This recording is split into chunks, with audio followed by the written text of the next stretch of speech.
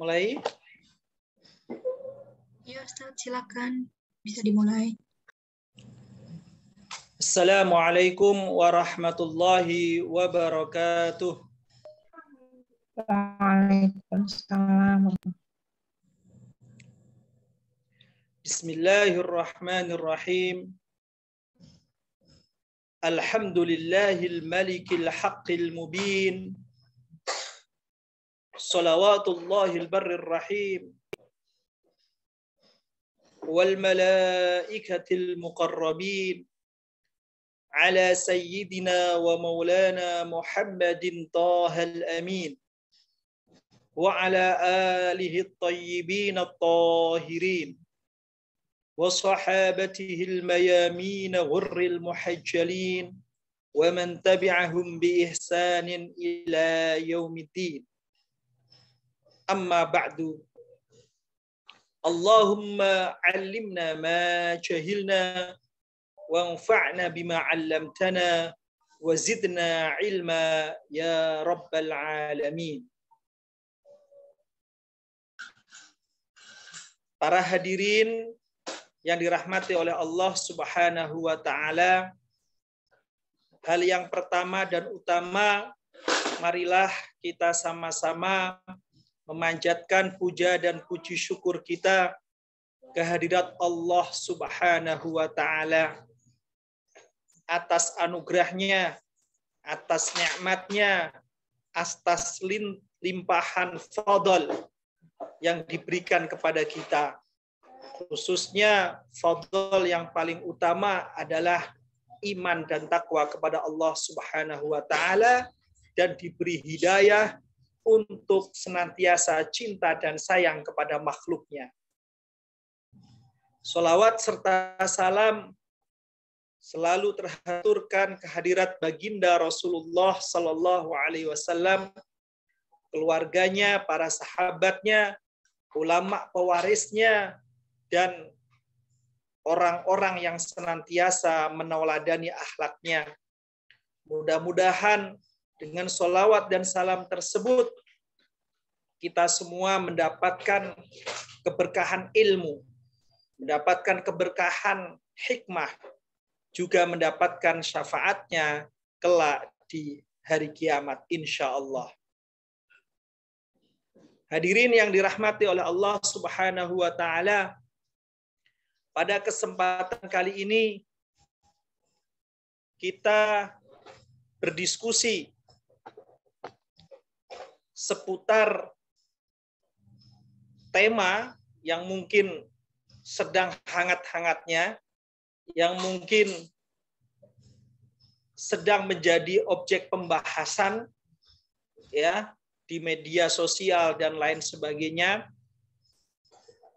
Meskipun demikian, tema ini pada dasarnya menjadi pertanyaan di banyak negara, yaitu pertanyaan soal identitas, al-huwiyah, di mana seringkali dunia globalisasi dan teknologi yang makin hebat, makin luas ini, dan pengaruhnya, baik di situ pengaruh budaya, sosial, pola pikir, dan lain sebagainya, sehingga muncul pertanyaan, mahiyya huwiyatuna? Sebenarnya identitas kita itu apa? Siapakah kita ini? Nah, pada kesempatan kali ini, kita membahas satu tema yang menarik. Mungkin slide-nya bisa di-share di hadapan kawan-kawan, yaitu sebuah tema tentang Muslim Indonesia. Muslim Indonesia. Kita suka tidak suka, umumnya kita orang Islam ini, alhamdulillah, lahir dari orang tua yang Islam, lingkungan yang insya Allah Islami, maka nempel bagi kita kategori seorang Muslim.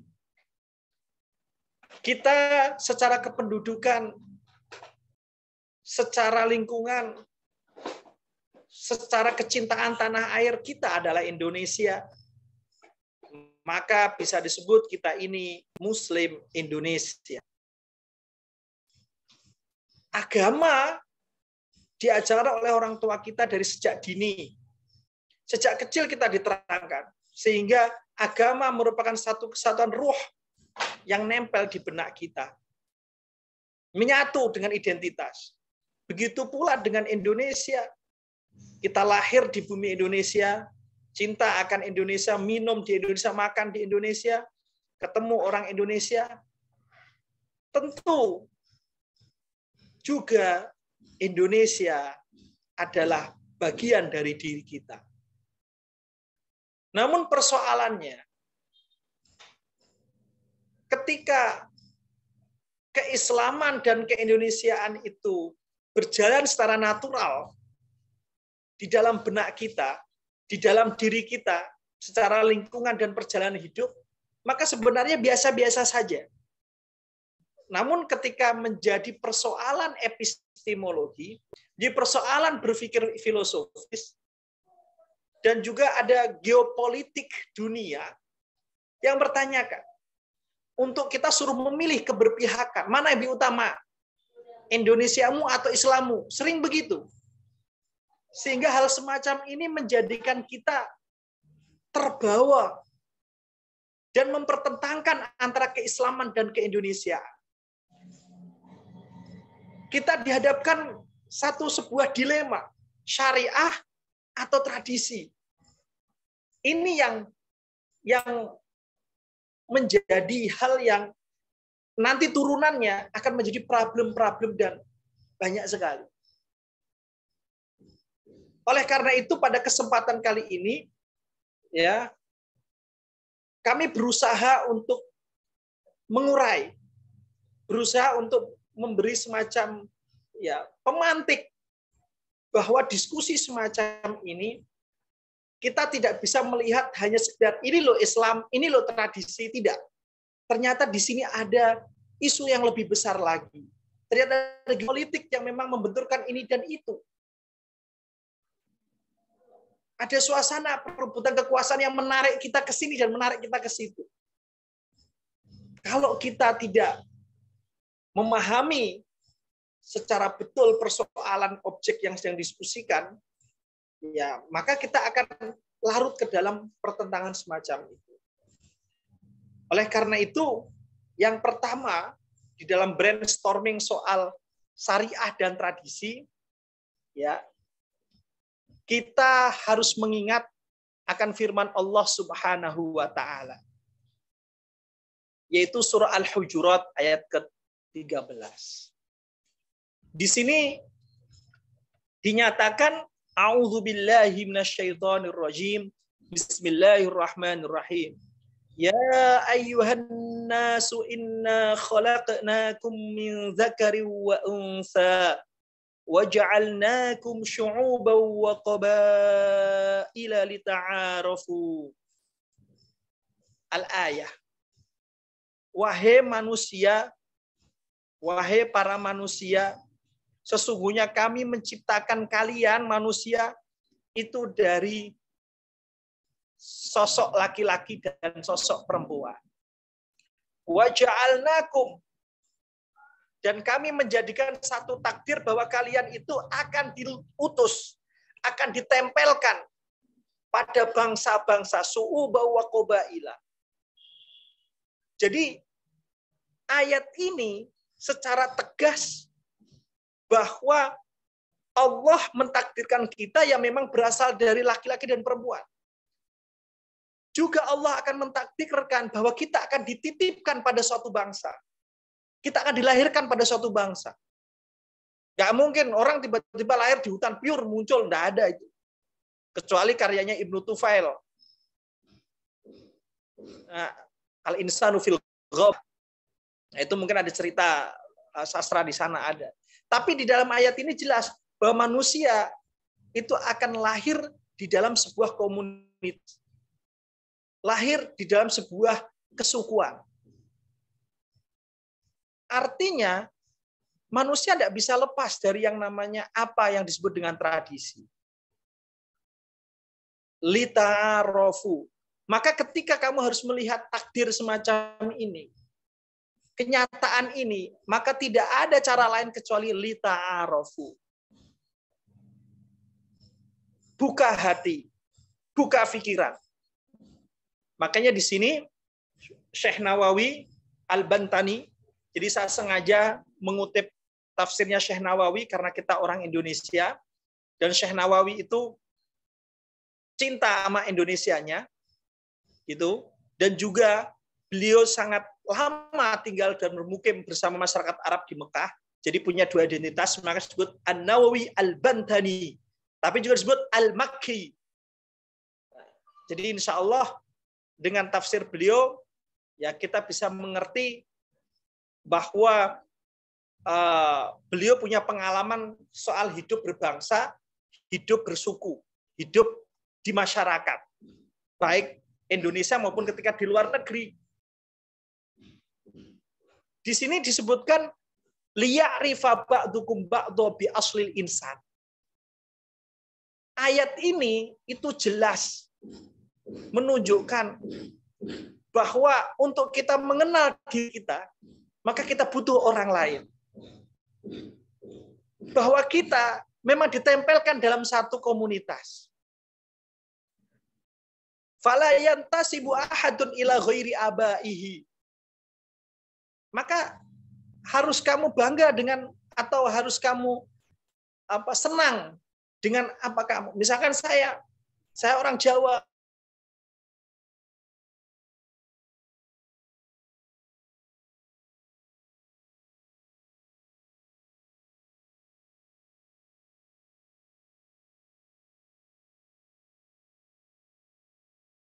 ya kamu harus lahir. Ayah ibumu itu siapa?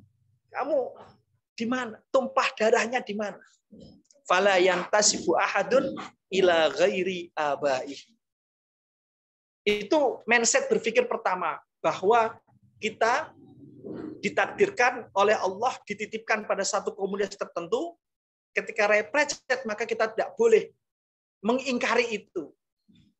Aslinya itu dari mana? Indonesia, ya sudah Indonesia. Aslul insannya Indonesia. Dari mana? Itu ya jangan dicampur-campur. Sudah, tumpah darah itu di situ. Dan manusia akan terikat dengan seperti itu. Yang kedua, wa ma khalaqtul jinna wal insa illa liya'budun. Dan aku tidak ciptakan jin dan manusia kecuali untuk beribadah kepadaku. Demikian terjemahannya. Nah, yang menarik di beberapa tafsir, itu yang saya paling menarik itu tafsirnya Syekh Nawawi Banten. Ya, Syekh Nawawi Banten ini wafat tahun 1316 Hijriah. Apa beliau katakan? Liya'budun itu artinya illa li'amurahum bil ibadah. Ya aku ciptakan untuk dia perintah-perintah, perintah nyembah. Apa maksud nyembah itu? Wahiyya at-ta'zimu li amrillah.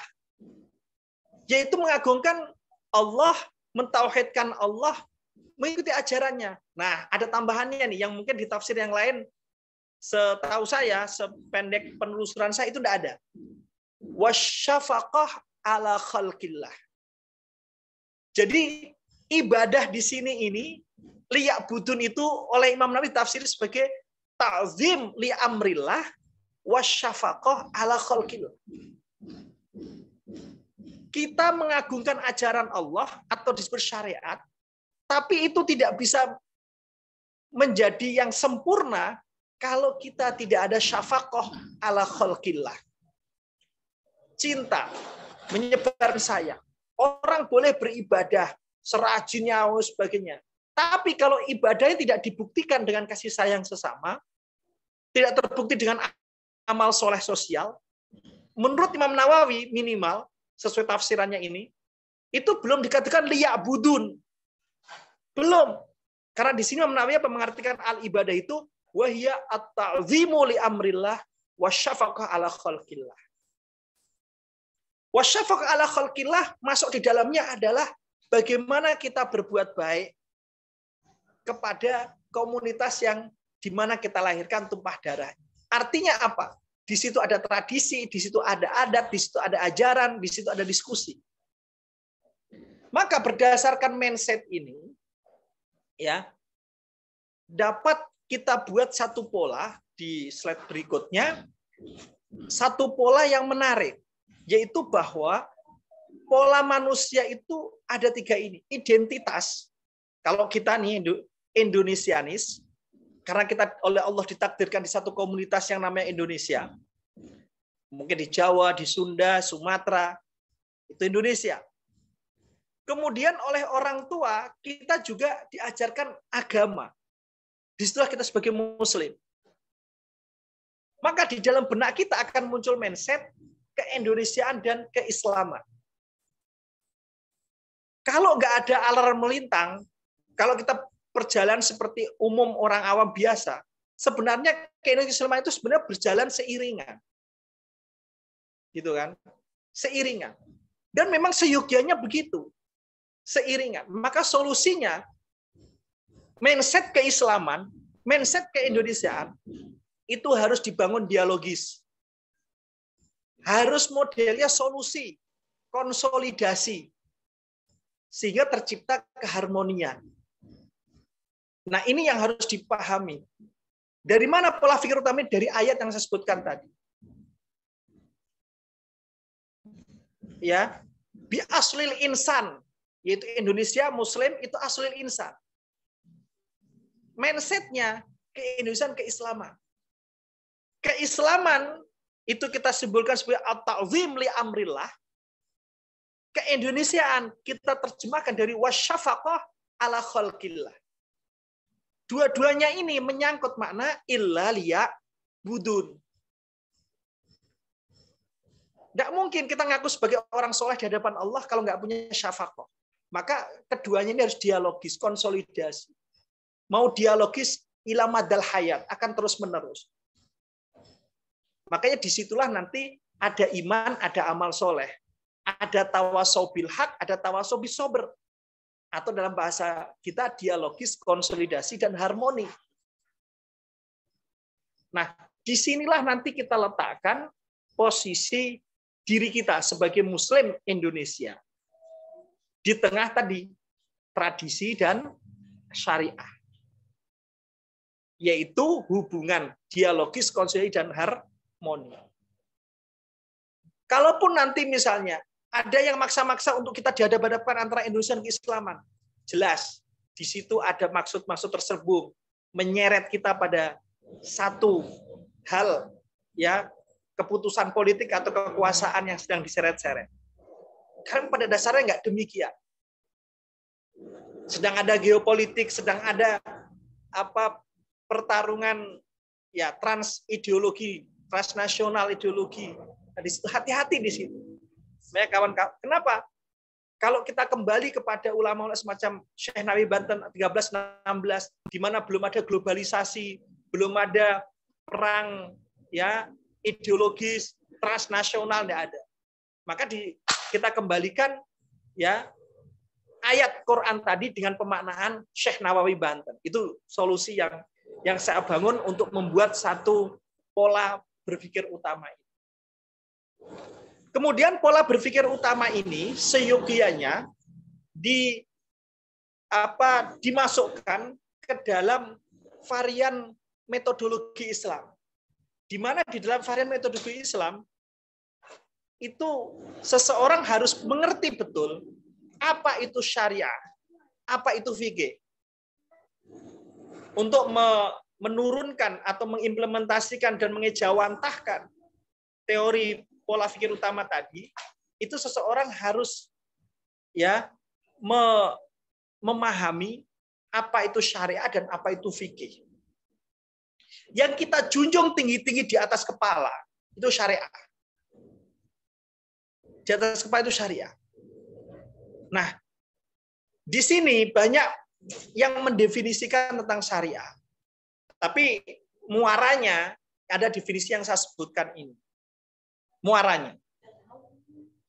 Nah, yang ini definisi yang sangat jelas, yang diberikan oleh Imam Ibnu Hazm dalam kitabnya Al-Ihkam fi Ushulil Ahkam. Beliau menyatakan wa amma syari'atu fa ya ayyatiya nassu Qur'anin aw sunnatin aw nassu fi'lin minhu alaihi salam aw iqrarin minhu alaihi salam aw ijma'. Syariah itu adalah nas yang literal, yang jelas. Misalnya Qul huwallahu ahad. Sembahlah Allah. Allah Maha Esa. Itu sudah nas, literalnya paham.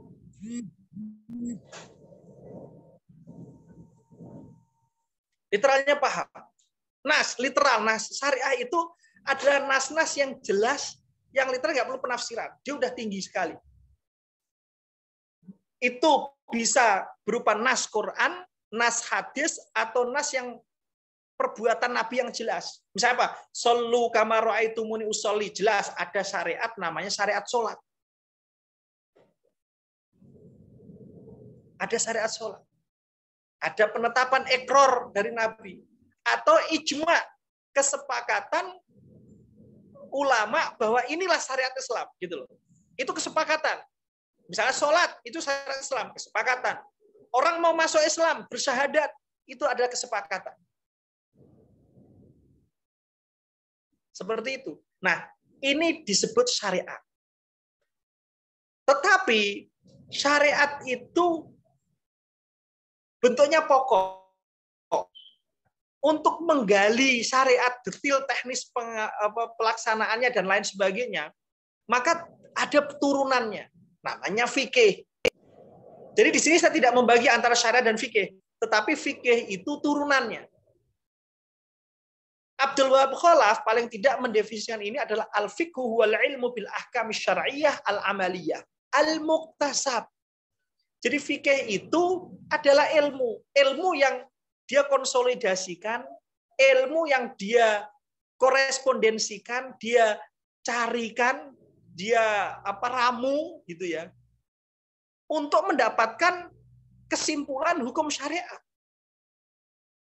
Dari mana ia meramu ini semua? Dari dalil-dalil yang terperinci gitu loh. Jadi al-ilmu al-muktasab. Siapa yang muktasibnya siapa? Ya ulama, mujtahid gitu loh. Jadi ada syariah, ada fikih. Kalau syariah dari Allah dan Rasulnya karena dia nasun.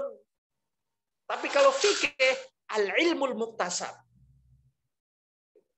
Nah, yang menjembatani antara ta'zim li awamirillah wa syafaqah ala khalqillah itu adalah fikih. Yang mengharmonikan fikih, yang mendialogiskan fikih, yang mengharmonikan fikih. Jadi tidak akan orang paham syariah dan tradisi terkait seorang muslim kecuali dia harus paham fikih. Karena yang bisa mendialogiskan, mengkonsolidasikan, mengharmonikan, mengurai, memilah dan memilih hanya fikih. Karena dia al-ilmu al-muktasab.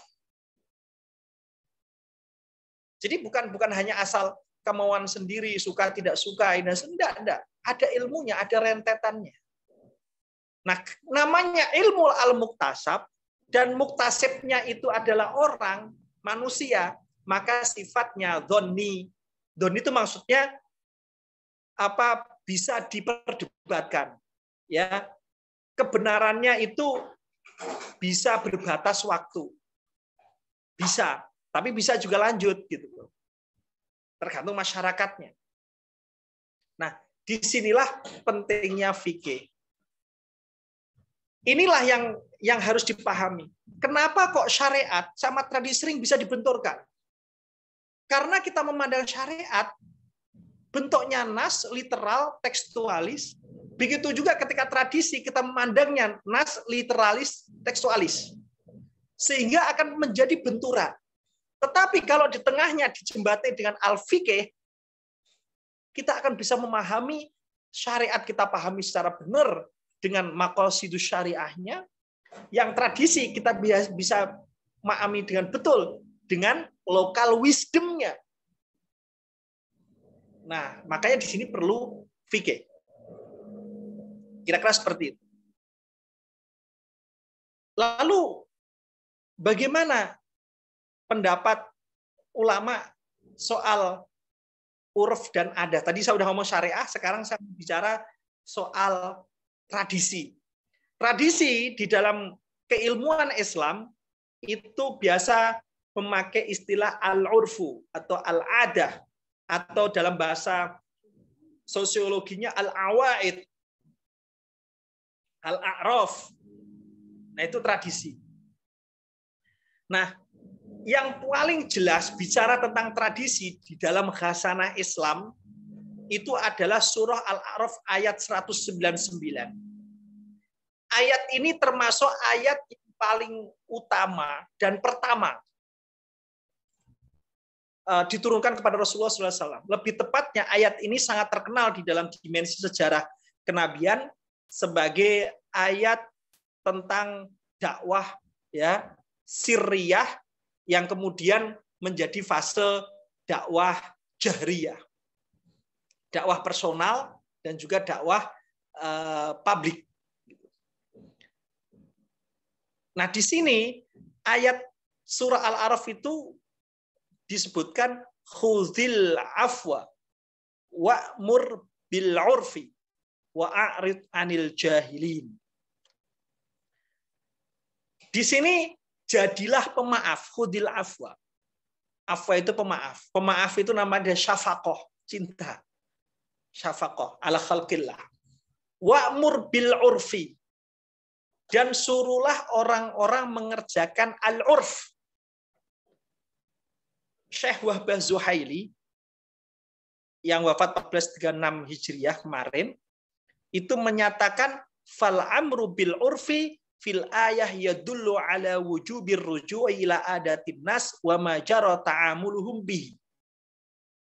Jadi kata al-'urf, perintah mengerjakan al-'urf itu maksudnya al-'urf itu terkoneksi, terreferensi dengan wajibnya kembali kepada tradisi manusia, adat.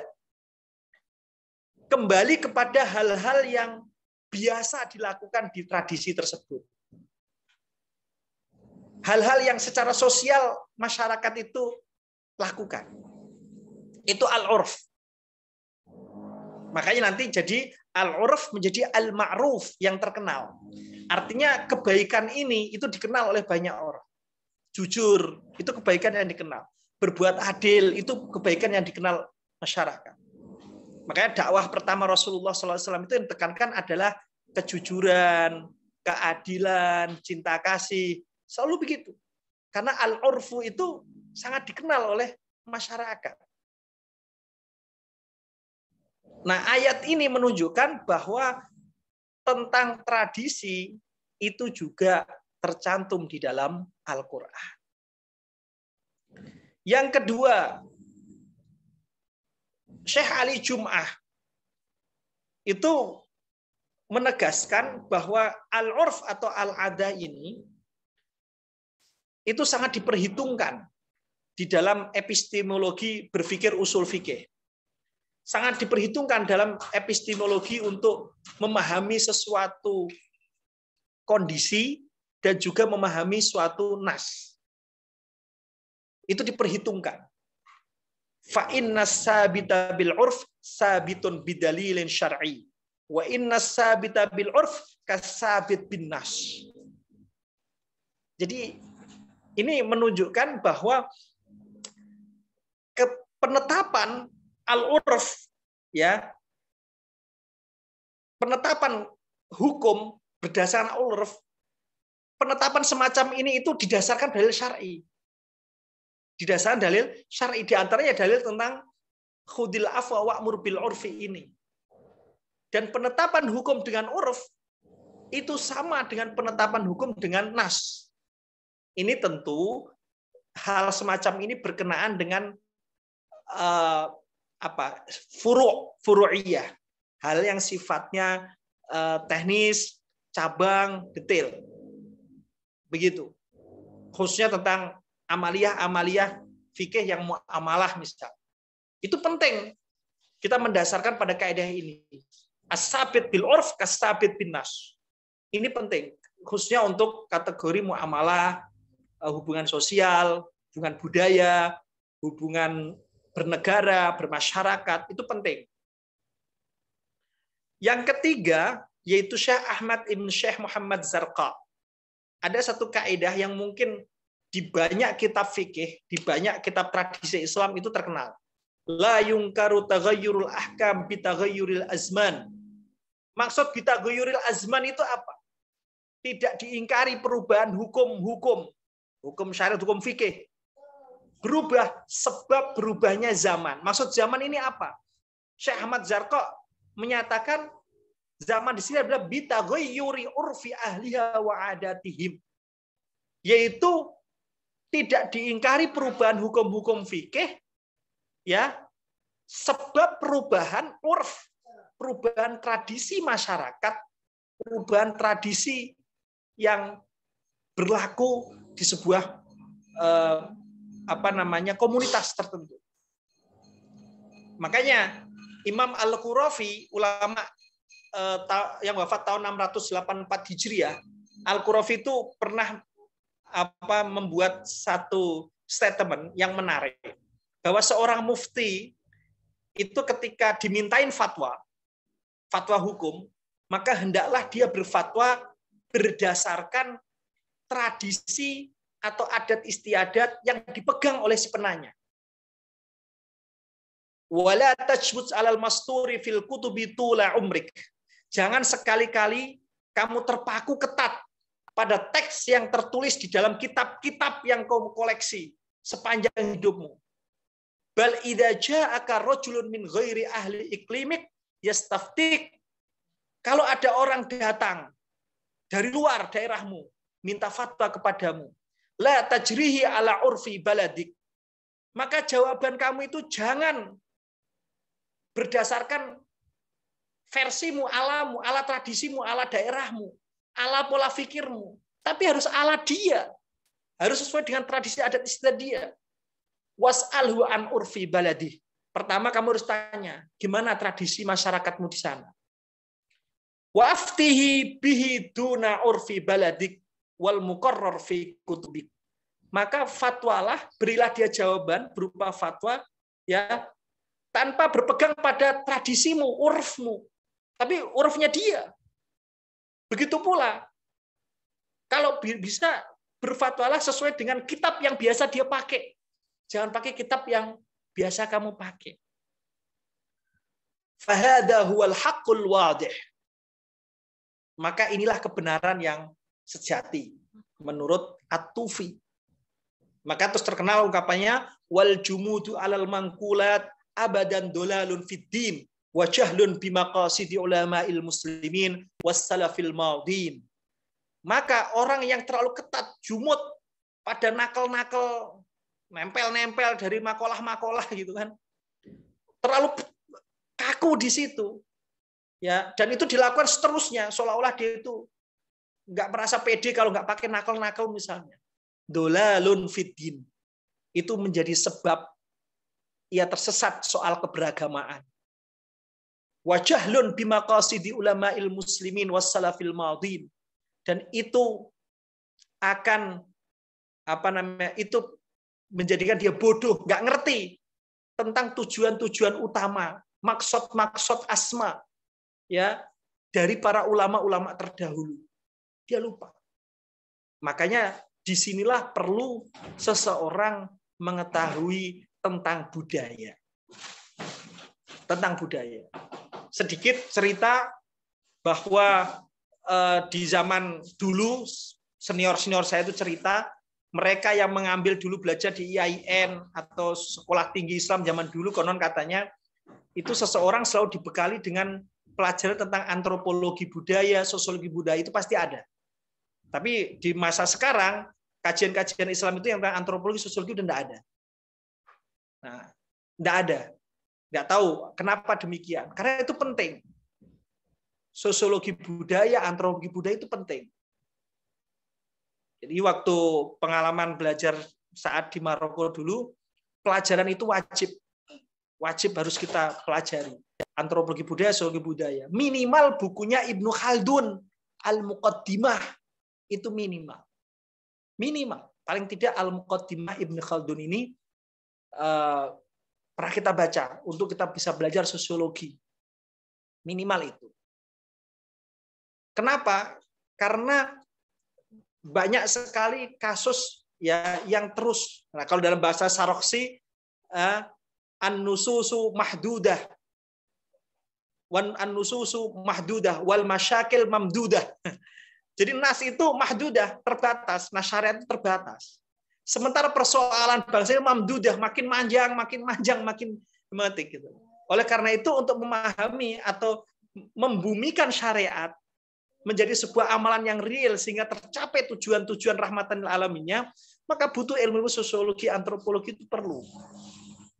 Makanya versi Imam Syihabuddin Al-Qurafi, orang kalau berfatwa jauh dari tradisi yang dikenal suatu masyarakat, itu fatwanya bermasalah.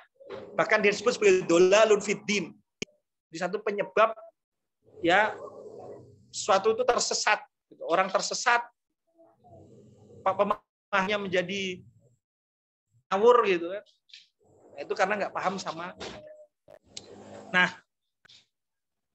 al-adah tadi al-uruf sudah saya jelaskan. Sekarang al-adah. Al-adah itu juga termasuk satu istilah yang sangat populer di kalangan keilmuan Islam atau tradisi keilmuan Islam. Al-adah menurut Al-Jurjani itu mastamarran nasu alaihi ala hukmil ma'kul. Yaitu manusia itu menjalankan terus-menerus.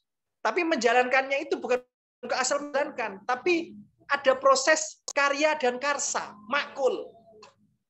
Wa'adu ilaihi marrotan ba'da ukhra. Itu Al-Jurjani mengatakan al-ada itu begitu.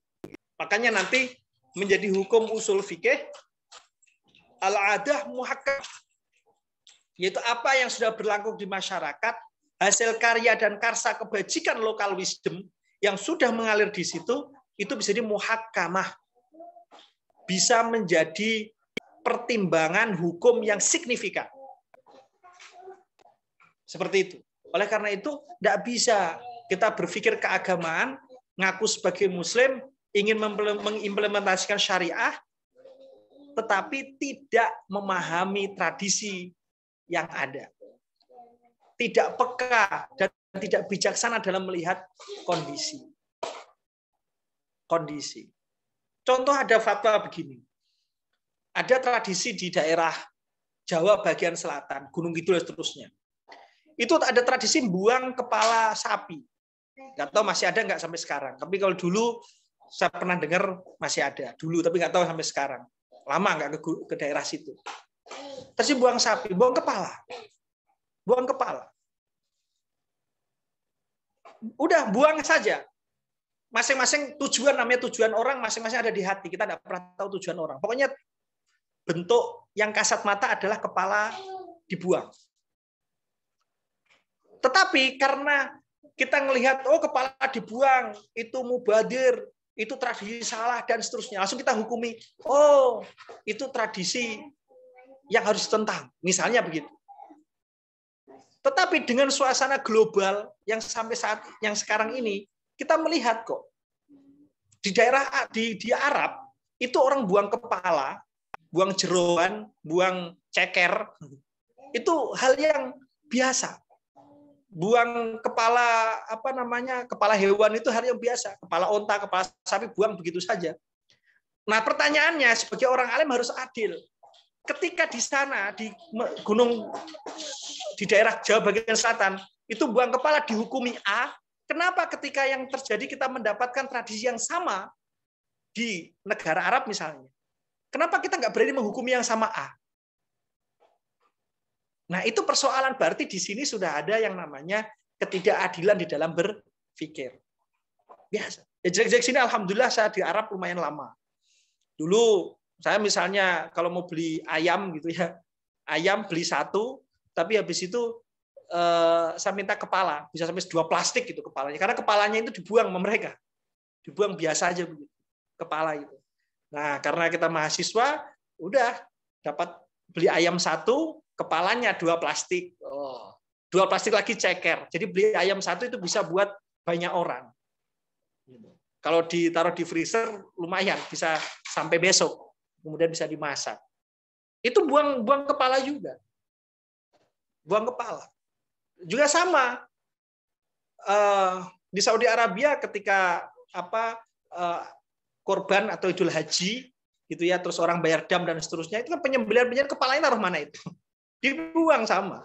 Dibuang di sini, buang di sana, sama-sama membuang kepala.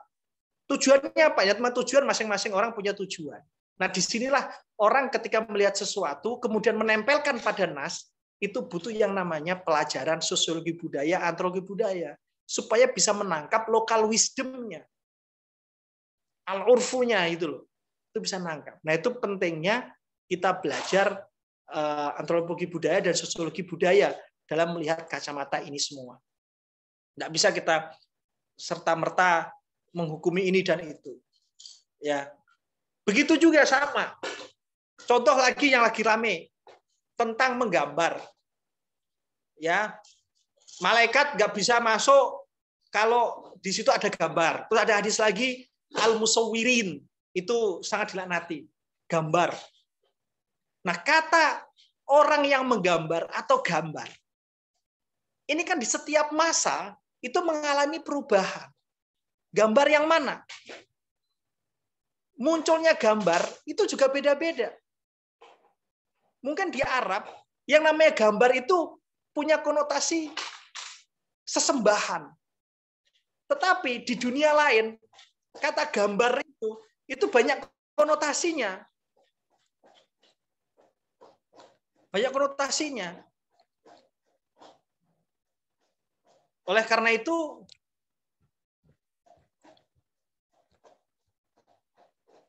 apa yang termaktub di nas ini, itu tidak serta-merta langsung apple to apple, enggak. Perlu ada ilmu yang disebut fikih tadi yang saya sebutkan. Gambar. Kemudian muncul kata wayang. Itu wayang gambar bukan? Wah, itu juga nanti persoalan. Gambar yang dimaknai di hadis, apakah sama dengan gambar yang ada di otak kita? Sama semangatnya. Nah, itu persoalan. Nah, disinilah orang-orang fikih ini nanti akan melihat banyak pandangan. Makanya nanti ada pepatah mengatakan idza tasa'a nadaru rajulin qalla inkaruhu. Kalau pandangannya makin luas, maka dia tidak gampang menyalahkan, nggak gampang mengingkari. Tapi dia akan melihat dengan kebijaksanaan. Nah, itu pentingnya piknik lah, dalam bahasanya piknik, berpikir ke tempat lain. Jadi tidak tunggal. Pemaknaan kata surah itu tidak tunggal. Apalagi sekarang. Surah nggak mau, tapi direkam pakai video mau. Apa bedanya? Gitu. Video itu nangkap gambar pertama kan. Alatut taswir dulu. Karena nama alatut taswir itu tidak bisa mengkooptasi perkembangan teknologi. Akhirnya daripada menciptakan istilah baru aja kamera. Kamera sekarang nggak cukup. Kenapa? Kamera banyak macam. Ada kamera pisah, ada kamera HP, ada kamera ini, ada kamera itu. Nah, itu juga perbedaan lagi. Nah, ini definisi surah di dalam hadis ini, apakah sama yang dimaksud hadis dengan apa yang di kepala kita? Dan apa yang ada di masyarakat kita? Nah, itu nanti bicara soal wayang. Gitu kan. Wayang itu kan dipersoalkan karena elatnya ada di kategori menggambar, gambar, dan seterusnya kan elatnya kan di sana. Seputar itulah. Gitu. Seputar itu. Nah, sesuatu yang perlu diskusikan begini, seyogianya ya tidak menjadi persoalan yang memantik konflik, tapi lebih kepada ya kebijaksanaan yang muncul. Selanjutnya, fatwa para ulama tentang larangan menyalahi tradisi. Misalnya Imam Ibnu Muflih Al-Maqdisi itu punya kitab Al-Adabus Syar'iyyah wal Minah Al-Mar'iyyah. Kitab ini terkenal. Madzhab Hambali. Beliau ulama madzhab Hambali, yang mana madzhab Hambali ini itu begitu kuat tentang riwayat atau nasinya itu kuat. Tekstualisnya kuat. Makanya sambil fatwanya mereka, karena mereka terkenal nasi tetapi punya fatwa seperti ini. La yambagi al-khuruj min adatin nas illa fil haram. Enggak boleh kita keluar dari tradisi manusia kecuali jelas haramnya. Mansus. Mansus haram. Jelas. Misalnya riba haramnya jelas mansus. Bunga bank gimana? Nah, persoalannya bunga bank apakah riba atau bukan? Masih ada diskusi panjang itu. Bunga bank apakah bisa disamain dengan ayat wa halallahu al-bay' wa harrama riba? Ayo. Nah, itu juga perlu diskusi. Oh, riba itu tambahan, pokoknya setiap ada tambahan itu riba. Nah, padahal ayat di bawahnya kan ada la yadzlimuna wa la yuzlamun.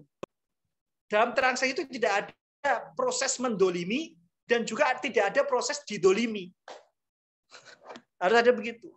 Tidak semua tambahan itu ada skema dolim dan mendolimi. Tidak semuanya. Karena Rasulullah pernah bayar utang juga lebih. Ahsanukum qodoan, bahasa hadisnya. Karena ketika membayar yang paling baik adalah ketika memberi lebihan. Dan lain sebagainya. Kalau nggak haram-haram jelas, nggak boleh kita keluar. Kalau haramnya masih mukhtalaf, masih ini, ya berpikirlah lebih bijaksana. Berpikirlah. Kalau nggak haram jelas. Kalau haram. Yang kedua, ini Imam Syamsuddin Asy-Syafari ini. Imam Syafari ini juga ulama madzhab Hambali di abad ke-12. Dia 1188 dia wafat. Punya kitab Ghodhaul Albab Syarah Mandumatil Adab. Nah, ini misalnya saya ambil contoh soal baju. Soal baju berpakaian. Menurut Imam Madzhab Hambali di abad ke-12 apa? Yukrahu mukhalafatu ahli baladihi fil libas. Makruh. Tidak bagus. Dibenci. Kok mukhalafah? Menyimpang dari tradisi berpakaian satu masyarakat. Yang penting tutup aurat, tidak ketat, tidak transparan, tidak merupai lawan jenis, suci, ya sudah. Bersih, rapi, sesuai dengan kondisi. Jangan menyalahi tradisi itu masyarakat. Nah, ini elatnya, logikanya enak. Bagi ayal basa mala bisa baladi li alla yushara ilaihi bil asabi' wa yakuna dzalika hamilan lahum ala ghibatihi fayusharikum fi ismil ghaibah lahu. Seyogianya seseorang itu memakai pakaian yang sama dengan masyarakatnya. Supaya apa? Kalau dia pakai pakaian yang aneh-aneh, nanti jari telunjuk orang itu nunjuk ke dia, oh, itu siapa itu aneh-aneh. Itu siapa aneh-aneh. Ketika menunjuk begini, maka orang akan ngomongin kamu, menggibahi kamu. Menggibahi kamu. Gibah itu dosa. Dan kamu gara-gara pakaianmu yang aneh-aneh tadi, itu menyumbang dosa bagi mereka. Ya dosa juga. Maka itu hukum makruhnya itu di sini. Jadi logika fikih makruhnya di sini. Kenapa orang menggibahi kita? Gara-gara pakaian kita. Berarti kita menyumbang dosa yang namanya gibah. Oleh karena itu, sebenarnya gimana? Meminimalisir orang ngomongin kita. Batik, ya batik. Sarungan, ya sarungan kalau ke masjid. Sudah. Kalau aneh-aneh, gitu ya, itu menjadi sebab orang menggibahi kita gara-gara pakaian. Dan ketika gibah, dia dosa, betul. Apakah kita dapat pahala? Menurut Imam ini tidak. Karena gibah itu ada sumbangan kita. Sumbangan kenyelenehan. Maka menurut Imam Syamsuddin Asy-Syafari ini hukumnya makruh. Karena ada menyumbang dosa di dalam. Nah, itu logikanya.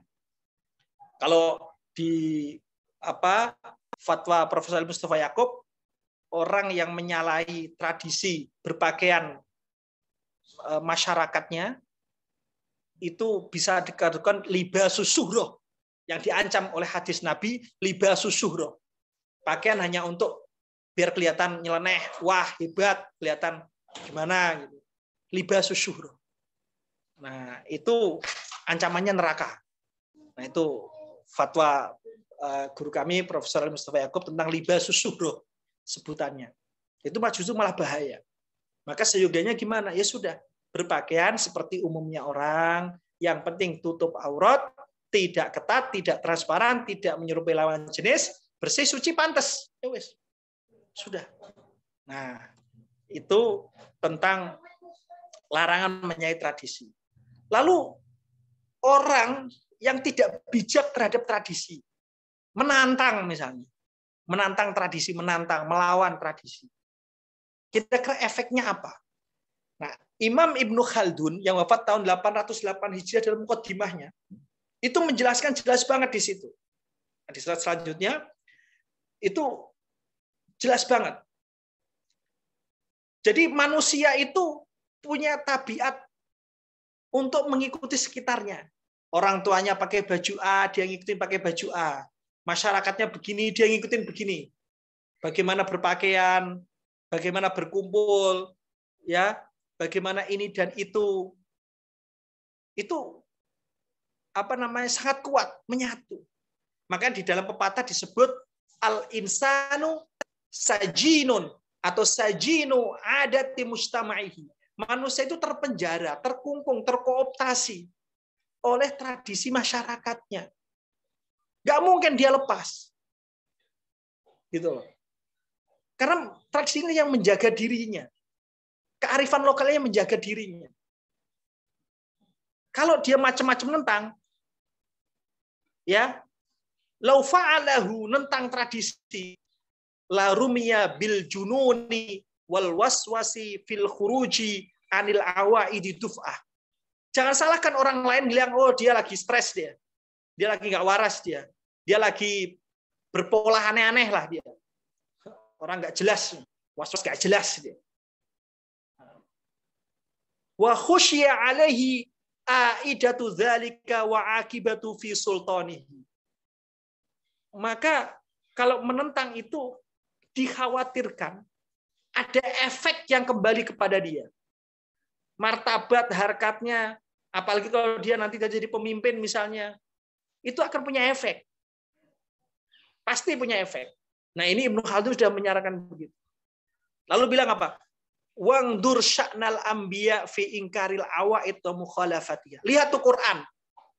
Cerita para nabi ketika menentang tradisi-tradisi yang berlaku zaman itu.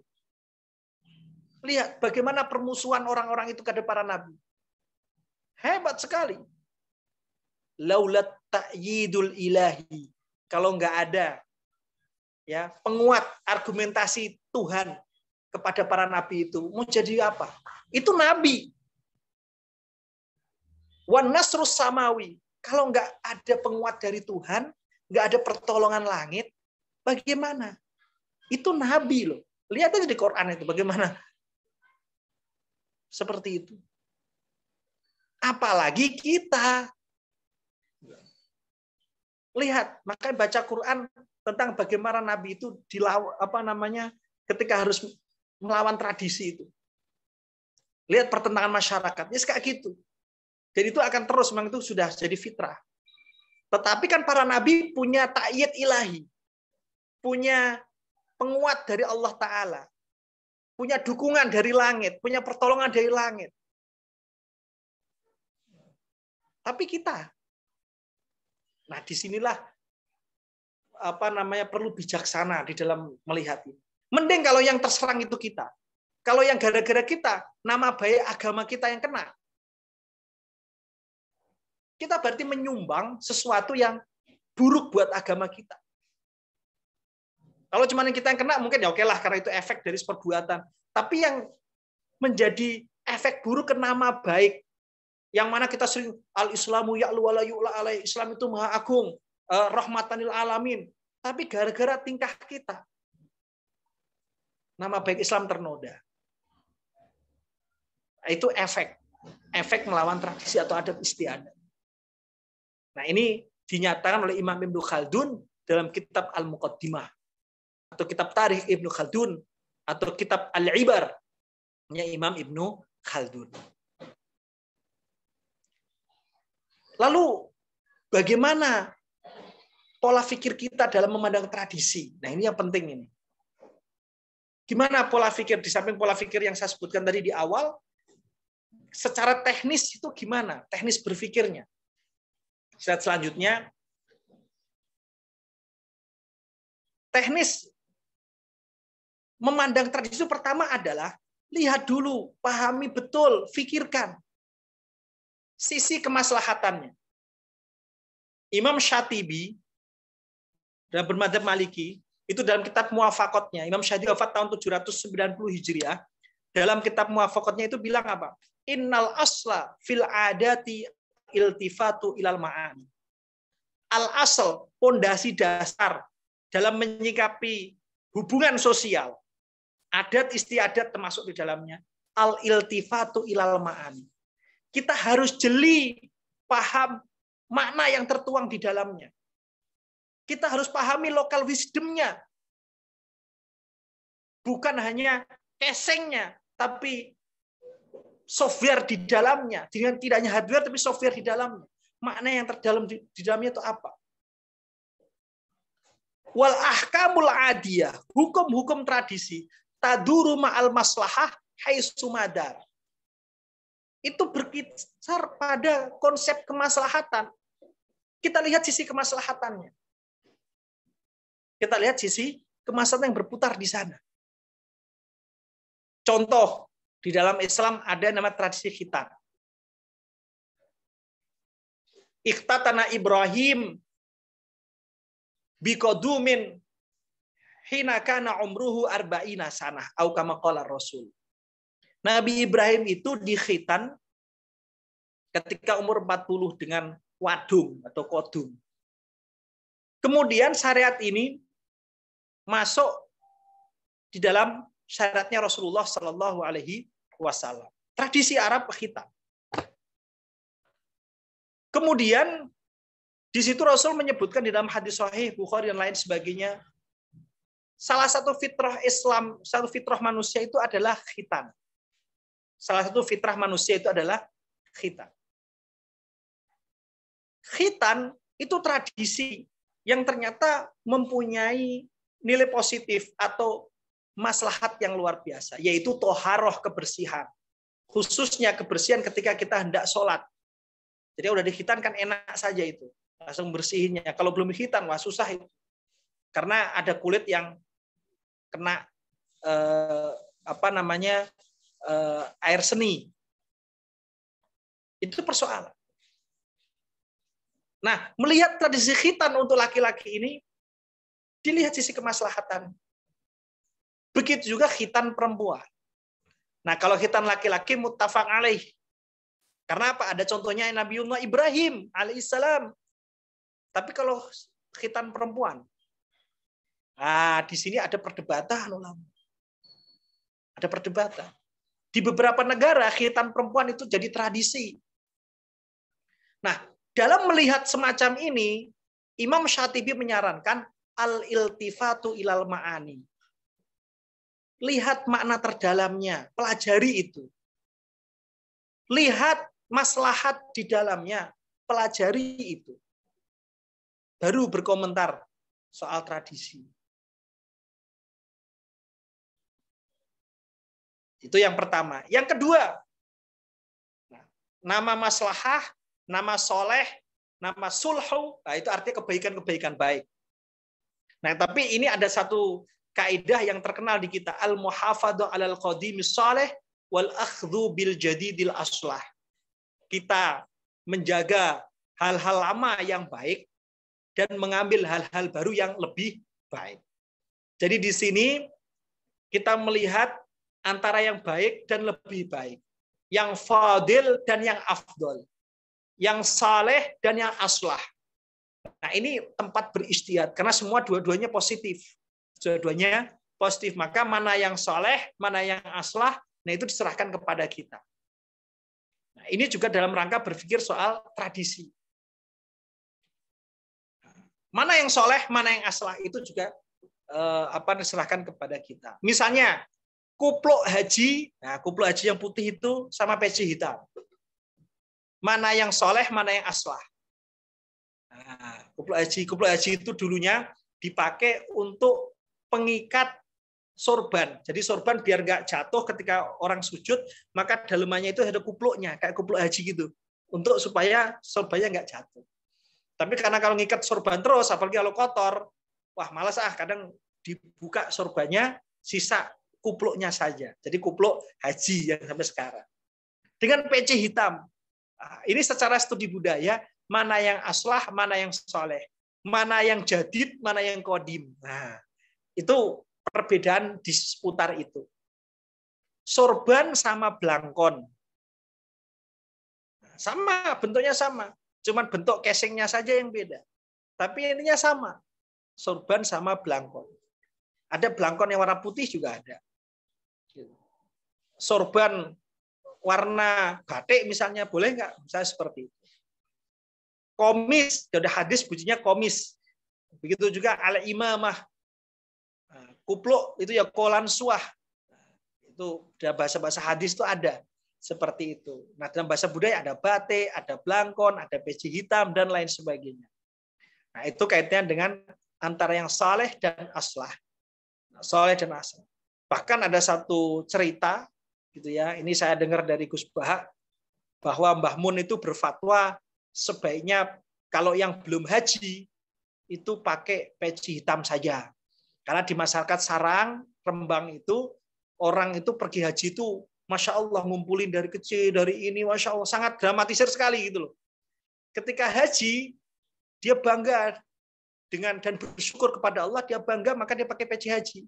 Kemudian kita para santri, dengan modal uang 5.000 perak di peci haji, maka ya sudah, kita pakai haji. Tapi kan nyakitin mereka. Nah ini antara soleh dan aslah. Ini masuk istilah jawab. Dan yang terakhir yaitu ambil sisi positifnya, tinggalkan negatifnya. Khud ma sofa wada' ma qadar. Ini sebuah pepatah Arab yang mana pepatah ini ternukil dari kitabnya Imam Az-Zamakhsyari. Ya, Imam Az-Zamakhsyari itu punya kitab Al-Mustaqsa fi Amsalil Arab tentang perumpamaan atau pepatah-pepatah Arab. Khud ma sofa wada' ma qadar. Ambil yang positif, tinggalkan yang buruk. Nah, misalnya apa? Ruqyah. Zaman Nabi itu ruqyah sudah ada. Ada perempuan yang ahli ruqyah. Tapi ketika masuk Islam, orang datang, ini saya lagi kena semut padang pasir. Minta ruqyah, enggak. Saya udah enggak ruqyah lagi, sudah masuk Islam saya. Akhirnya orang ini lagi sakit begini, lapor ke Nabi. Nabi langsung memanggil, obatin itu dia. Itu dibantu sahih di Bukhari. Setelah diobatin, Rasul bilang, lihat ruqyahmu mana? Bacaan mantramu mana? Yang syirik coret. Yang menyembah selain Allah coret. Yang lain oke. Nah, seperti itu. Bahkan Nabi Rasul bilang, ruqyah ini ajarkan ke istriku. Hafsah. Dari istri yang lain. Ajarkan ke istriku. Artinya apa? Ruqyah diambil yang baik, jampi-jampi itu yang baik, yang kadar, yang syirik dihilangkan. Jadi jangan semua ditentang. Tapi khud ma sofa, ma kadar. Syiriknya dihilangkan, ruqyahnya sampai sekarang. Bahkan menjadi profesi, meruqyah di zaman sekarang. Lumayan. Jadi profesi. Nah, begitu juga tradisi sekufu, selevel, sekufu dan perkawinan. Di zaman tradisi Arab, sekufu itu memang ada tradisi sekufu. Tetapi di tradisi Arab, sekufu itu menjadi syarat sah kawin, nikah. Jadi kalau nggak sekufu, batal otomatis nikahnya. Tapi di Islam, diambil, sekufunya diambil, tetapi tidak menjadi sebab batalnya nikah. Kalau nggak sekufu nggak batal, enggak. Kalau udah ACC setuju, ada calon istri, calon suami, ada wali, saksi, gitu kan?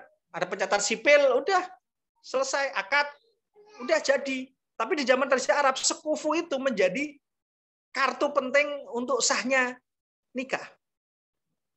Tapi di tradisi Islam diambil sekufunya, bagian tadinya dihilangkan, yaitu yang menjadi kartu penentu sahnya nikah itu dihilangkan bagian itunya. Khutma sofa wadak makadar. Begitu nanti model selamatan, tahlilan dan seterusnya. Itu ada nuansa tradisi-tradisi, tetapi tadi saya bilang khutma sofa wadak makadar. Nah, kira-kira seperti itu. Ya, cara benar memandang tradisi, 3 metode ini yang menjadikan kita bisa harmoni, dialogis, dan juga bisa terus-menerus melakukan istiad kebijaksanaan yang bermanfaat, yang sesuai dengan maqasidus syariah. Oke, baik. Mungkin cukup sampai di sini penjelasan kami. Apabila ada pertanyaan dan lain sebagainya, kami persilahkan.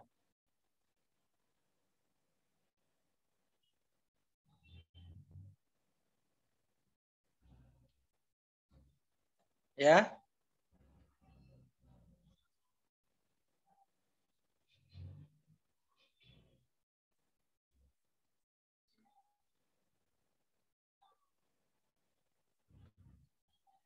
Silakan, ada pertanyaan? Sesi tanya jawab. Aku boleh tanya? Ya, silakan. Ya. Jadi Wali Songo itu termasuk ulama ya Pak ya? Ya Ibu. Ya. Jadi pada zaman dulu itu katanya pada waktu Wali Songo itu masuk di Indonesia itu masih agama Hindu, masih agama tapi wayang itu sudah ada. Wali Songo itu untuk memasukkan agar supaya Islam itu masuk, maka dimasukkanlah kalimat itu syahadat di dalam jimatnya si Pandowo Limo. Gitu. Nah, Pandowo Limo itu kan pahlawan-pahlawan yang hatinya semuanya amanah lah, dia paling jujur, paling meskipun dalam kenyataan Bima itu orang tapi semuanya dia membela kebenaran. Jadi apabila kalimat syahadat itu hilang, maka negara Amartapura itu akan jatuh gitu. Belum pernah dengar ya. Itu aja. Kan aku senang nonton wayang, Pak. Ya, terima kasih Bu. Sebenarnya tradisi berkisah itu sama umurnya dengan manusia. Tradisi berkisah. Akan tetapi tradisi berkisah dalam wujud cerita, gitu ya, cerita seperti wayang atau seperti itu memang muncul berikutnya. Karena orang membutuhkan yang namanya daya imajinasi untuk tertarik. Nah, itu seperti itu. Jadi dianggap aja sebagai cerita wayang ya. Ya, sampai sekarang masih ada. Jadi Pandawa itu jimatnya namanya Kalimusodo. Jimat Kalimusodo namanya. Itu dari kalimat syahadat. Jadi kemudian kisahnya ini kemudian oleh para wali songo itu dimasukkan nilai Islam. Dimasukkan nilai Islam. Seperti orang kalau mau ngaji mungkin ngantuk, Bu. Tapi dengan bercerita gitu kan, orang itu akan percaya. Kalau ngaji tiba-tiba ngantuk kita mukul meja, gluduk, orang ngamuk, Bu. Pasti ngamuk. Tapi kalau di wayang itu kan ada si dalang itu di kakinya itu megang grunceng. Orang langsung udah apa ini ya. Jadi kalau wayang itu ada yang di luar konteks, yaitu goro-goro. Goro-goro itu di tengah-tengah, di mana ada Petruk Gareng Semar, dia ini ngeritiki pemerintah, tapi di luar wayang, meskipun bahasanya masih wayang. Padahal di dalam Petruk Gareng Semar itu ada si Semar. Si Semar itu saudara Nasang yang wenang. Tapi dia ada di dalam di dunia untuk mengawal para kesatria-kesatria itu gitu loh, si Semar itu. Jadi yang namanya Pandawa semuanya itu sangat menghormati Semar. Tapi Semar Punokawan dia, Punokawan itu pembantu Batur kalau dianuin gitu. Tapi sebetulnya dia itu saudaranya Sanghyang Wenang, Bathara Guru gitu. Ya. Yang Ismoyo, ya. Betul. Tapi kalau dia marah, Pak, dia kentut, semuanya ini apa namanya? Raksasa-raksasa yang hebat-hebat pun akan jatuh semua, nggak ada yang berani itu sama Semar. Itu Tapi yang namanya itu kan sampai sekarang masih ada. Tapi itu juga menjadi dari negara mana itu? Birma. Itu kan takut sekali sama orang Islam. Karena apa dia takut kalau nanti si Buddha-Buddha itu semua jadi negara Islam kayak kita. Padahal dulu kan Islam nggak ada. Gitu. Yang ada Buddha, Hindu. Kalau ini Hindu ya, memasukkan kalimat jimat kalimusodo namanya. Gitu.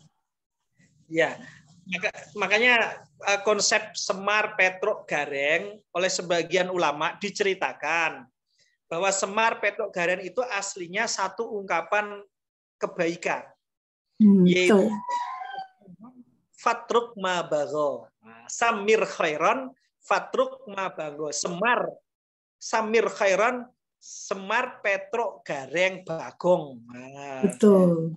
Kemudian jadi Samir Khairon, Samir itu pakulah khairon kebaikan, fatruk maka tinggalkanlah, mabago hal-hal yang mendurhakai ajaran Tuhan. Akhirnya dibuatlah Samir Khairon, fatruk mabago, Semar Petruk Gareng dan seterusnya. Nah, lanjut kemudian kisah-kisah yang dimasukkan itu ada kisah-kisah yang Islami. Misalnya kalau cerita di aslinya Bharatayuda ya Pandhawa 5 itu kalau di cerita Hindu itu ada tokoh yang namanya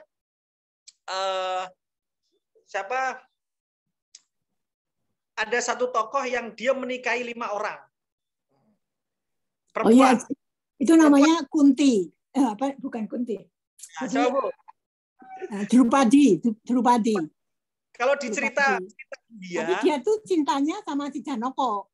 Tapi dia sebagai prameswari dari Yudhistira. Ya. Tapi pada waktu semua perang sudah selesai, Yudhistira pergi ke atas ke Gunung Himalaya. Pertama yang meninggal itu Drupadi. Dia meninggal duluan. Kemudian Nakula Sadewa meninggal, semua meninggal. Akhirnya tinggallah Yudhistira sendiri sama anjing. Itu. Terus karena dia itu nggak pernah bohong, nggak pernah, pokoknya dia orangnya itu namanya juga sebenarnya dia anaknya Bathara Dharma. Bathara Dharma itu kesabaran, dewa yang sabar. Gitu. Akhirnya dia dijemput oleh dari sang dari nirwana ya, dari surga gitu. Terus kamu sekarang boleh naik kereta kencana. Terus dia bilang, gimana anjing ini? Ya anjing nggak usah ikut. Loh, adikku aja mati semua, kok anjing nggak mati? Kok berarti anjing itu lebih hebat daripada adikku sama istriku gitu. Akhirnya si anjing tadi berubah menjadi Bathara Dharma, itu bapaknya dia sendiri. Gitu. Wow. Luar biasa. Nah, di cerita wayang Jawa, kalau di cerita India lain. India itu di Drupadi menikahi 5 orang. Ya. Poliandri. Kalau di wayang Jawa itu Pandhawa 5 itu melakukan poligami. Kalau di tradisinya India, poliandri. Perempuan satu nikahnya banyak. Tapi kalau di wayang Jawa, misalnya, itu poligami. Janoko nikahnya itu tidak sekali, berapa kali, makanya punya anak beberapa. Jadi bukan begitu, Pak. Jadi bapaknya itu namanya Pandu. Ya. Pandu itu ada, kenapa dia bisa kena 5? Karena si Pandu itu dia berburu, dia nembak rusa yang sedang berpacaran. Nah, kemudian si rusa itu istrinya mati, terus dia bilang, Pandu, kamu tidak akan bisa berhubungan sama istrimu, gitu. Pokoknya itu karmanya dia. Akhirnya si Kunti ini dengan 5 dewa. Jadi dewanya lain-lain. Dengan Arjuna itu dia nggak tahu caranya menikah, gimana caranya dengan Bathara Indra. Terus kalau Werkudara itu dengan Bathara siapa, siapa gitu ya. Kalau Yudhistira itu dengan Bathara Dharma. Tapi ceritanya sebetulnya filosofi semuanya gitu. Tapi saya nanyakan sama eyangku, kenapa ya namanya Arjuna itu dia paling itu istrinya banyak, terus kemudian apa-apa dia dimenangin aja gitu. Ya itu sebagai bahwa ada di dalam dunia itu selalu ingin menang dan dia berhasil yang namanya Arjuna itu.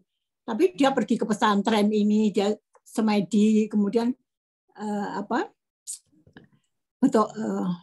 itu selalu punya putri cantik dikawinkan sama si Arjuna gitu. Jadi Arjuna itu anaknya banyak banget. Pada waktu Baratayuda datang semua.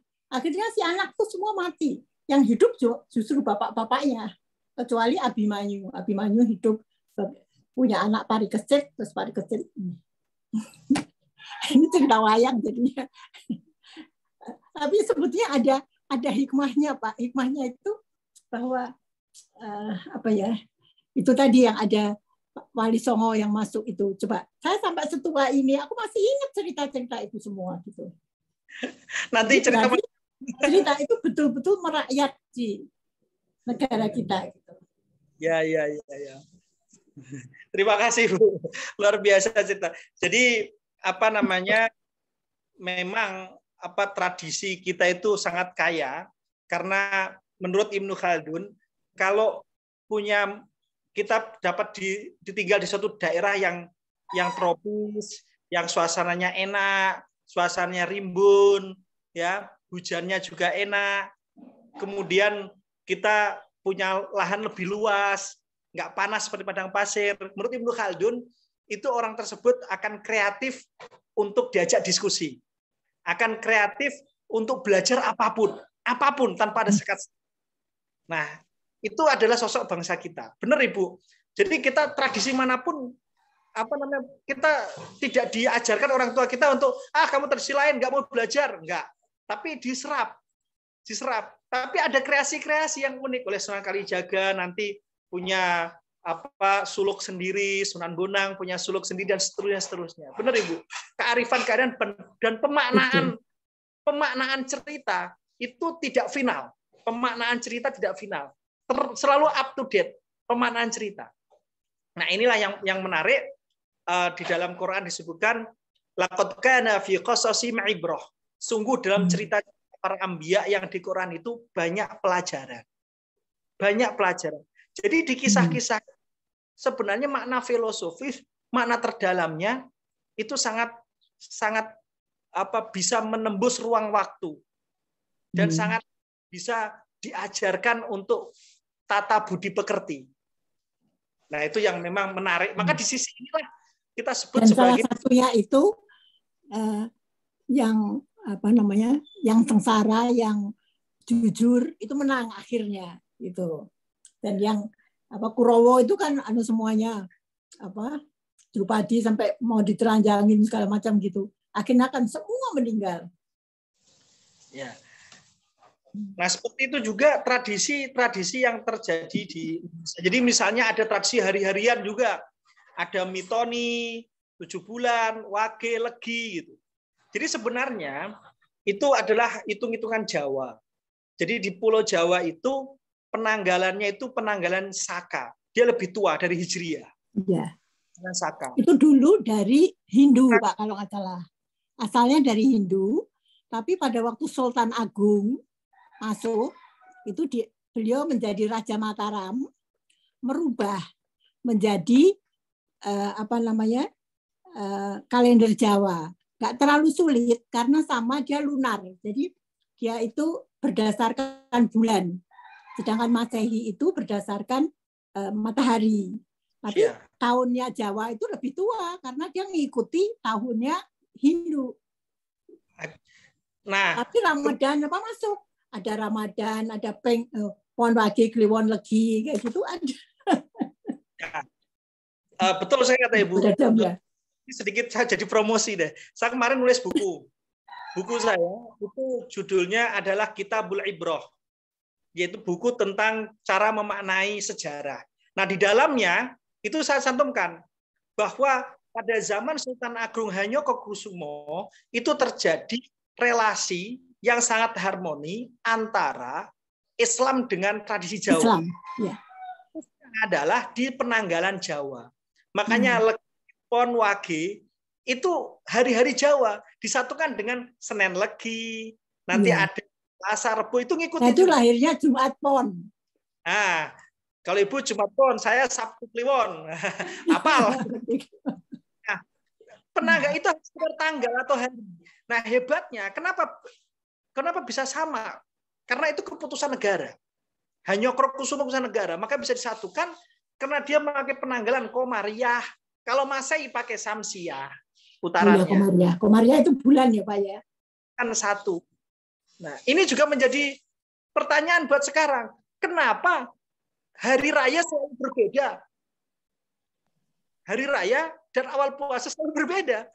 Nah, makanya perlu seperti orang Raja Mataram tadi, Hanyokrokusumo harus dikencengin. Pokoknya ini semua ngikut semua. Nah, harusnya begitu. Biar Lebaran nggak ada bedanya mestinya. Kalau ngelihat tradisi ya itu kadang tidak wise, tidak bijak untuk masa sekarang. Tapi ngelihat dari contoh seperti itu setengah pemaksaan akhirnya bisa juga, dan sampai sekarang penanggalan itu pakai seperti itu. Nah, penanggalan semacam ini tidak masalah. Secara tradisi kok namanya hari. Di zaman Rasul Senin, Selasa make. Rasul ditanya, kenapa engkau puasa hari Senin ya Rasul? Hadza yaumun wulidtu fihi. Senin ini adalah hari aku dilahirkan. Aku dilahirkan. Jadi puasa pada hari kelahiran itu dibenarkan secara syariat. Yang penting tidak hari-hari yang diharamkan seperti hari raya ya jangan puasa gitu. Seperti kecuali hari-hari tertentu yang tidak diperkenankan. Oleh karena itu namanya hari itu boleh memakai hari Senin, boleh memakai hari Legi. Itu kan hanya sekedar nama hari saja. Nama hari. Nah, ini yang harus kita lihat secara lebih mendalam soal tradisi semacam ini. Begitu pula misalnya yang sekarang lagi rame soal kata selamat kepada pihak lain, agama lain, soal tradisi. Nah, kata selamat ini maknanya apa? Ini juga tidak final. Ini kata-kata ambigu. Punya makna yang macam-macam. Apakah kata selamat kepada pihak lain itu masuk antabarru di dalam surah Al-Mumtahanah, yaitu kita berbuat baik kepada agama lain. Kata selamat ini. Ataukah kata selamat ini itu nama lain dari lakum dinukum waliyadin. Artinya masuk kategori akidah. Yang mana kita nggak boleh. Berarti pusatnya itu agama sudah jelas. Kalau dia tidak memerangi kamu, berbuat baiklah. Soal akidah masing-masing, itu agama sudah jelas. Yang menjadi tidak jelas itu adalah soal definisi kata selamat. Selamat hari raya, selamat makan, selamat tidur, selamat ini. Nah, kata selamat ini masuk ucapan berbuat baik sama orang, atau kata selamat ini masuk kategori akidah. Nah, ini persoalan ini bukan persoalan agama, tetapi lebih kepada persoalan penyelesaian definisi oleh pakar budaya, oleh pakar agama. Kalau dia kata selamat ini masuk kategori akidah, ya sudah. Kita akan begini jawabannya. Tapi kalau kata selamat ini sudah berkembang, Kalau di zaman dulu, at-tahniah, selamat, zaman perang Islam itu bermakna akidah, ikror. Ya bisa saja, tetapi kalau namanya bahasa itu berkembang. Maka pemaknaannya tidak serta-merta langsung hukumnya ini, tidak bisa. Kita lihat perkembangan budaya gitu loh, perkembangan makna. Di Islam sudah jelas kok, antabarru, berbuat baik itu diharuskan. Itu senyum aja kok sedekah kan, Pak? Kenapa? Senyum aja sedekah katanya Nabi. Iya. Jadi pemaknaan ini yang harus harus dituntaskan. Kesepakatan ini budaya. Kata selamat ini itu masuk mengakui agama lain atau selamat ini masuk kategori kebaikan. Misalnya selamat hari raya, selamat nyepi, selamat ini, selamat itu, selamat makan, selamat tidur, selamat ulang tahun. Itu maknanya apa? Nah, itu penyelesaiannya adalah penyelesaian antar kita, budaya. Nah, itu seperti itu.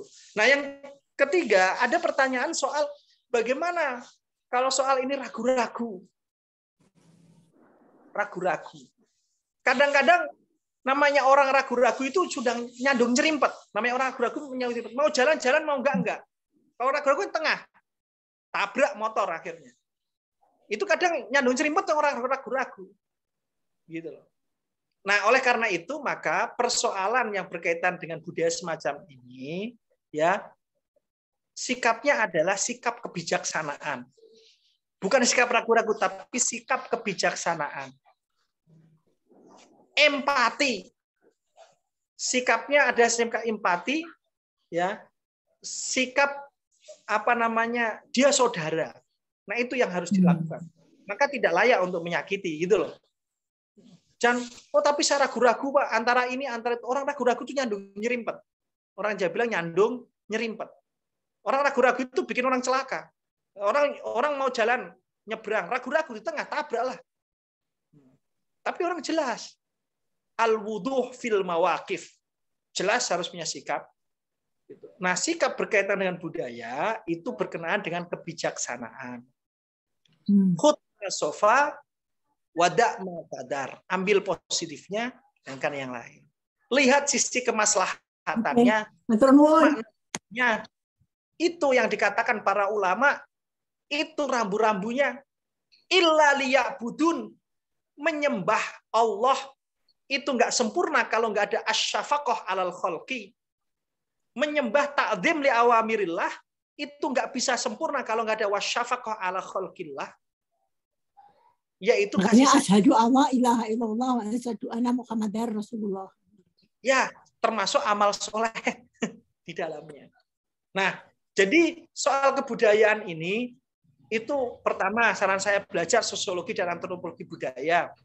Yang kedua, kedepankanlah ya rasa ingin tahu, mencari makna kebaikan. Yang ketiga, bersikap bijaksana.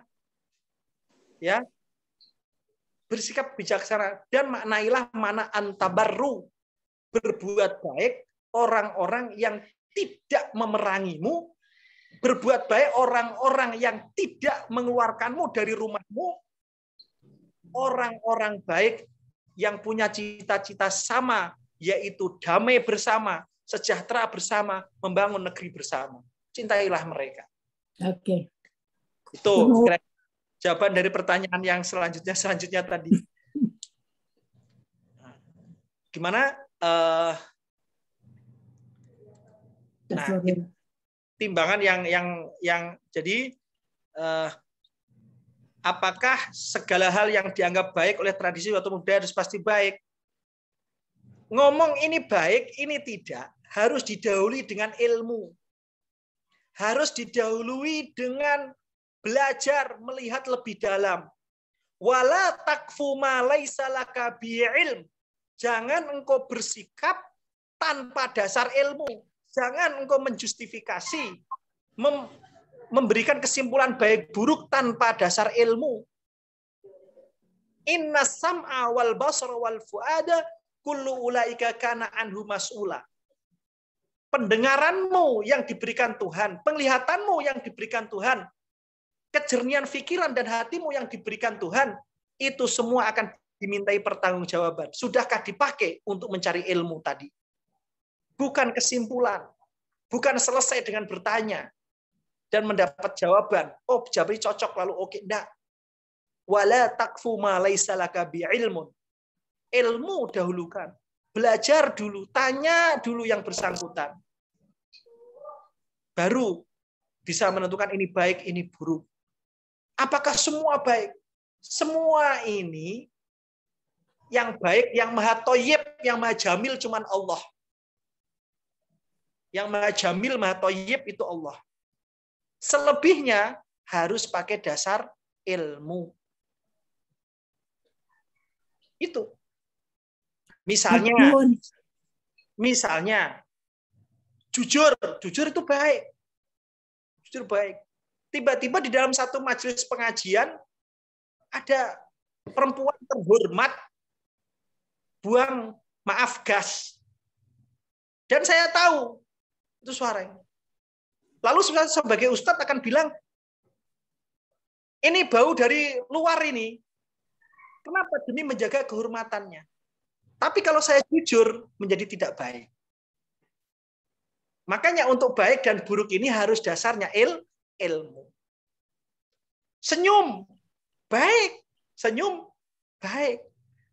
Betul ya? Senyum itu baik.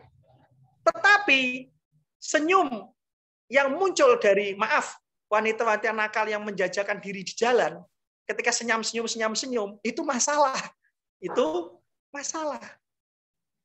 Maka baik dan buruk ini harus dasari ilmu. Ada hadis Nabi mengatakan, as-sa'yu 'alal armalah kal mujahid fisabilillah. Ya, mengayomi para janda, menafkahi janda itu seperti orang jihad di jalan Allah. Baik nggak mengayomi janda? Baik. Baik. Tapi kalau saya yang ngayomi janda-janda muda, masalah rumah tangga jadinya. Masalah. Maka di sini perlu diilmui. Bagaimana yang namanya menafkahi janda itu maknanya apa? Diilmui. Caranya apa? Makanya baik dan buruk itu ilmu yang menentukan. Kalau saya menafkahi janda baik. Janda muda apalagi. Senang saya. Tapi akan jadi persoalan buat keluarga saya. Oleh karena itu, maka hadis ini baik, hadis ini benar. Tapi pengamalannya butuh ilmu, butuh kebijaksanaan. Itu yang ingin saya tekankan di dalam pertemuan hari ini. Senyum itu baik, tapi baiknya senyum harus ada ilmunya. Karena tidak semua itu baik. Tidak semua senyum itu baik. Nah, baik buruknya pakai ilmu. Pergunakanlah penglihatan kita yang diberikan Allah, pergunakanlah pendengaran kita yang diberikan Allah, pergunakanlah hati dan pikiran yang jernih diberikan Allah untuk bersikap sesuai ilmu. Karena itu yang nanti dimintai pertanggungjawaban Allah. Kullu ulaika kana anhu mas'ula. Kira-kira seperti itu. Pertanyaan soal semua tradisi baik atau tidak baik. Dasarilah ilmu.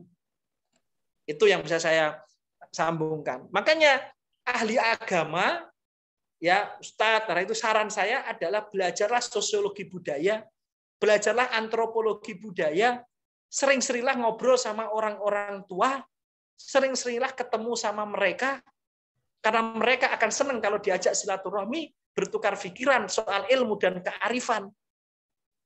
Cuman itu. Kalau kita menang-menangan sendiri, oh saya dari pesantren, saya hafal Quran sekian, hafal hadis sekian, kitab saya banyak, saya bisa menghukumi ini itu kecil. Nah, lebih alim mana sama Maktabah Syamilah program kitab saya? Ada sekian ribu kitab saya punya di kitab. Lebih alim itu. Lebih alim program. Kalau ukurannya kitab, enggak, ukurannya sekarang adalah ukuran ilmu, ukuran hati nurani. Kira-kira seperti itu. Nah, mungkin itu saja yang bisa kami sampaikan. Matur sampun.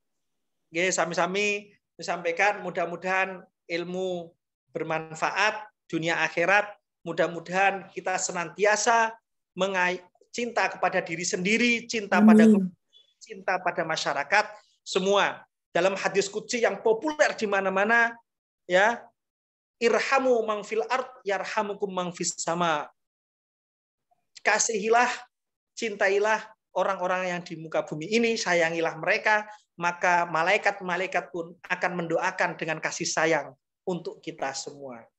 Ar-Rahmanu, Allah yang Maha Rahman dan Maha Rahim, maka dengan sifat dan Rahman Rahimnya ini, Islam menjadi rahmatan lil alamin. Dengan rahmatan lil alamin ini, mudah-mudahan kita hambanya juga makin bijaksana, makin memperjelas rahmatan lil alaminnya. Bukan malah menjadi masalah atau menjadi batu sandungan yang bermasalah buat nama baik Islam. Bismillah walhamdulillah wa sallallahu ala rasulillah wa ala alihi wa mawala. Allahumma alhimna ilman nafhamu awamirka wa nawahik warzuqna fahman na'lamu bihi kaifa nunajika ya rabbal alamin. Allahumma akrimna binuril fahmi wa akhrijna min dhulumatil wahmi waftah lana abwaba rahmatika wanshur alaina hikmataka birahmatika ya arhamar rahimin. Rabbana atina fid dunya hasanah wa fil akhirati hasanah wa qina adzabannar. Amin amin ya rabbal alamin. Subhanakallahumma bihamdika asyhadu an la ilaha illa anta astaghfiruka wa atubu ilaik. Assalamualaikum warahmatullahi wabarakatuh.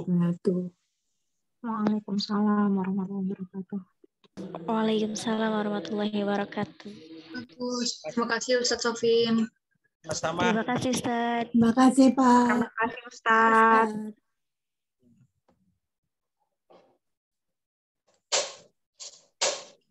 Saya mohon pamit dulu. Monggo.